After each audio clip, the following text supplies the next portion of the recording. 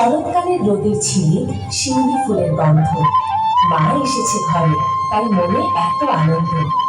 প্রিয় দর্শনার্থী ও মা দুর্গার সকল ভক্তবৃন্দ, আপনাদের সকলকে জানাই জগদল বাজার বীরগঞ্জ সার্বজনীন দুর্গাপূজা উদযাপন কমিটির পক্ষ থেকে নমস্কার ও শারদীয় দুর্গোৎসবের শুভেচ্ছা। প্রতিবারের ন্যায় এবারও আমরা দুর্গাপূজার আনন্দ সকলের মাঝে ছড়িয়ে দিতে বিশেষ আয়োজন করেছি। সাজসজ্জায় পূজা পার্বণ, decorator and event management, sound ও আলোকসজ্জায় শামসুল সাউন্ড ও লাইটিং হাউস, প্রতিমা শিল্পী বাবুশ্রী কৃষ্ণ রায়, থিম ভাবনায় বাবুশ্রী কনক রায়, জগদল বাজার। আমাদের এবারের থিম সতীর দেহত্যাগ ও শক্তিরূপিণী দেবী দুর্গা। আয়োজনে ও সার্বিক সহযোগিতায় জগদল সার্বজনীন দুর্গাপূজার সকল সদস্যবৃন্দ, ধন্যবাদ।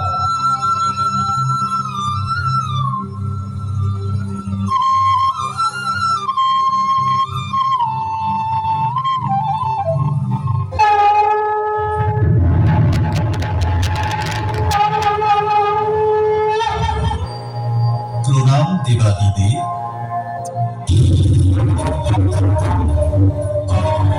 আর বেশি সময় নেই দেব, সতী এখন প্রস্তুত নয়। যে পরিণাম আমরা পেতে চাই তার জন্য শীঘ্রই কিছু করতে হবে। সতী খুব শীঘ্রই যে সাধন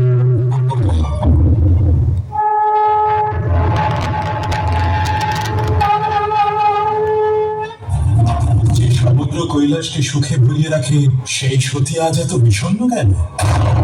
সতীর নয়, এ একজন কন্যার দুঃখ। পিতাশ্রী এমন কি করে করতে পারেন দেব?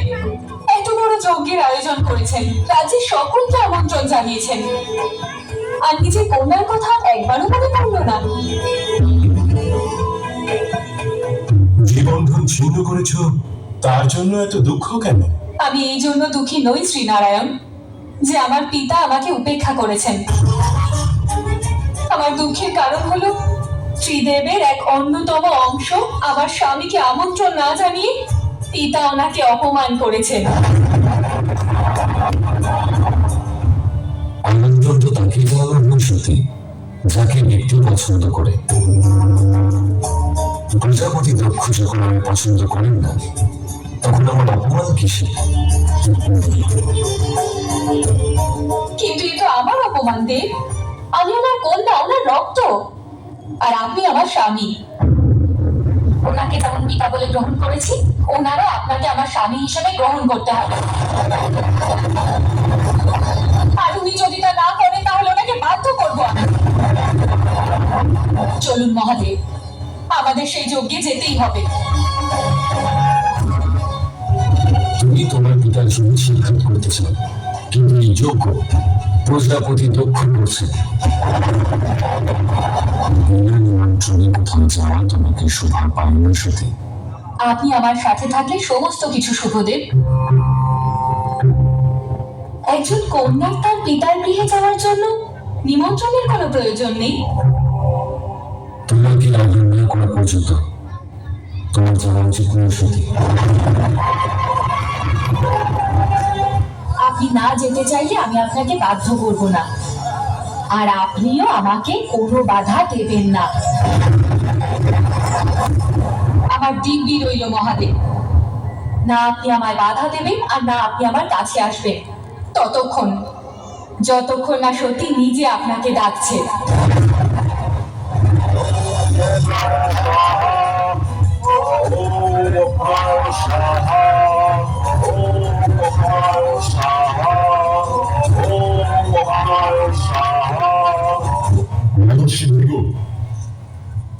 অগ্নিদেব এখনো সন্তুষ্ট হননি।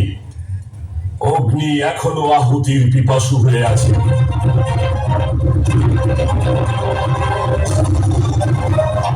যাই হোক না কেন, যেই আসুক না কেন, যজ্ঞে যেন কোনো প্রকার বাধা সৃষ্টি না হয়। যা ইচ্ছা তাই করো, মহাদেবের সঙ্গে সাক্ষাৎ করো বা মৃত্যুর সাথে। আমি তো বলবো এই যজ্ঞের অগ্নিতে পুরো ভস্ম হয়ে যাও, অপক্ষে তোমার ন্যায় এক কন্যাকে জন্মদান করার পাপ লঙ্ঘন হবে। আমার দুঃখ, আমার দুঃখ।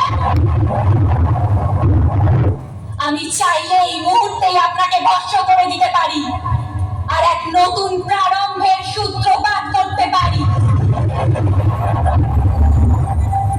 কিন্তু আমার সমগ্র শরীরে আপনারই রক্ত বইছে।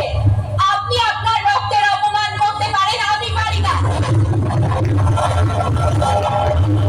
জীবিত অবস্থায় আমি আমার পিতাকে পথ প্রদর্শন করাতে পারিনি, কিন্তু আমার চিন্তার আগুন আপনাকে সেই পথ প্রদর্শন করাবে পিতা।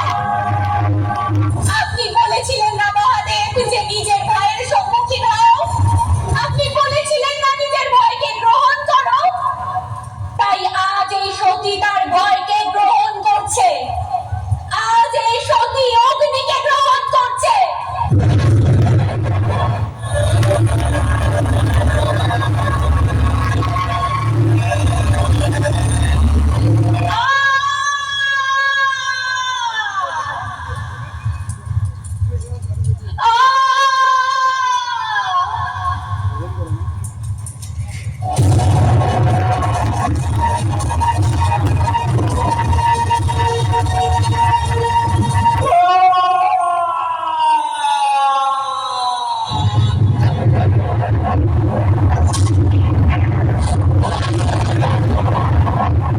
আমি তোমাকে নিরাশ করেছি, আমি অসফল হয়েছি, আমি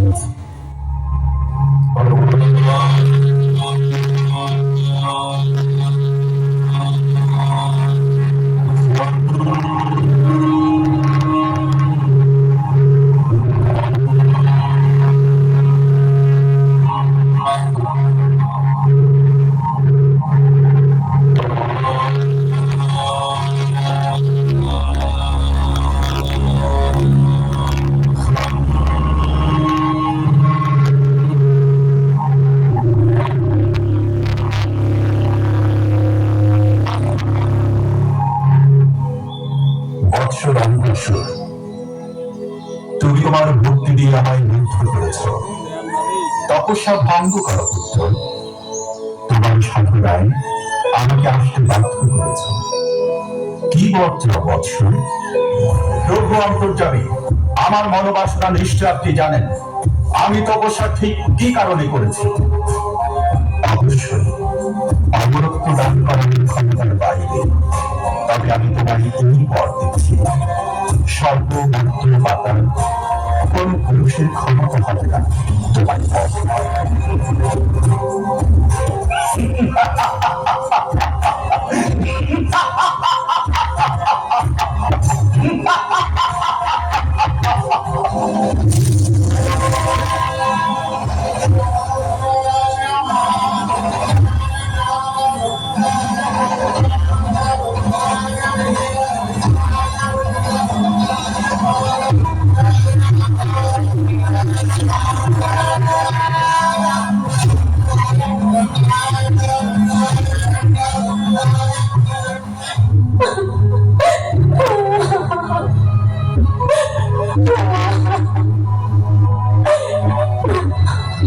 মা, তুমি যেই হও না কেন, তোমার এখানে কোনো ভয় নেই।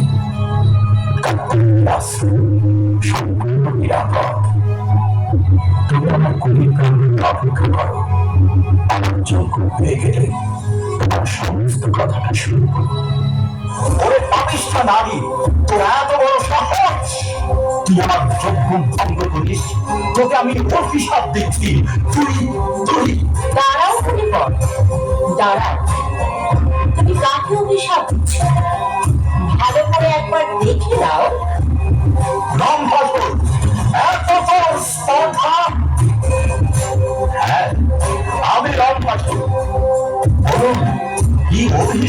আপনি আমায় দিবেন। তুই নারী সেজে আমার সাথে যে প্রতারণা করেছিস, সেই নারীর হাতে হবে তোর মৃত্যু।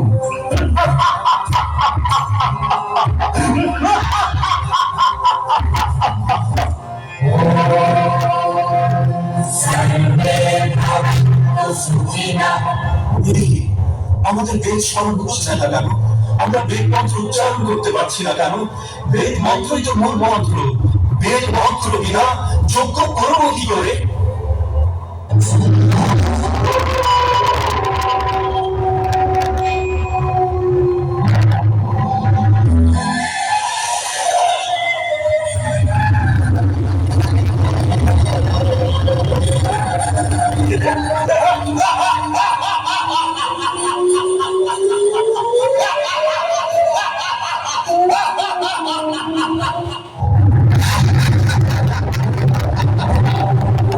অর্থবাসীগণ শেষ হচ্ছে বেদ বিনা, এবার স্বর্গবাসীগণ ঢুকবে।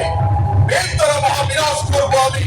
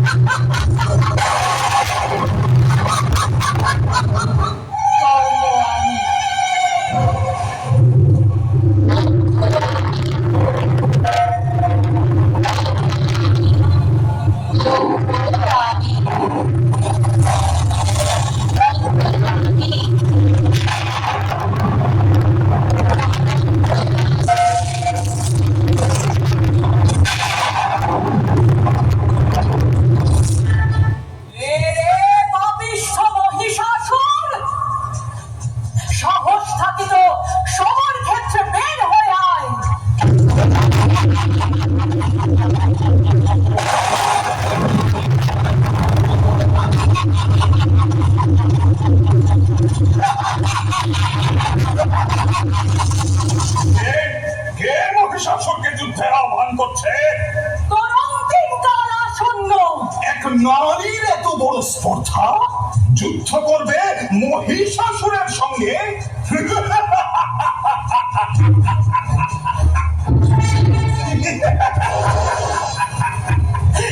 আমি শিব জায়া পার্বতীকে ঘরণী করতে চাই। তাকে দেখে মুগ্ধ হয়েছি আমি। চলে যাও, এখানে সরগোল করো না। শিব জায়া পার্বতীকে কামনা করিস তুই? কামনা বসে তপস্যা করে জগতের ভারসাম্য নষ্ট করিস অসুর। আজ আমি তোকে বধ করবো। দেবী, তুমি আবার নাগাল পাবে না।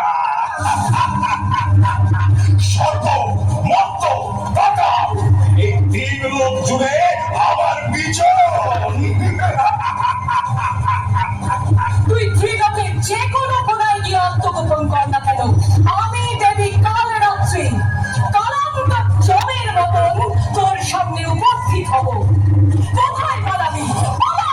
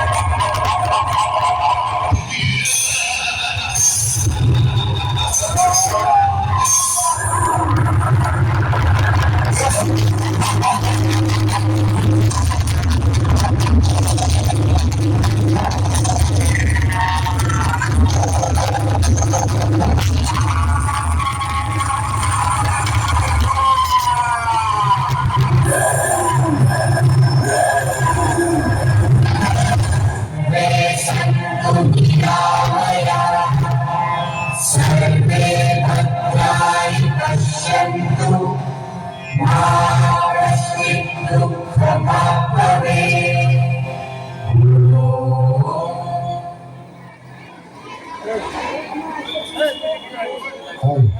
Hello hello hello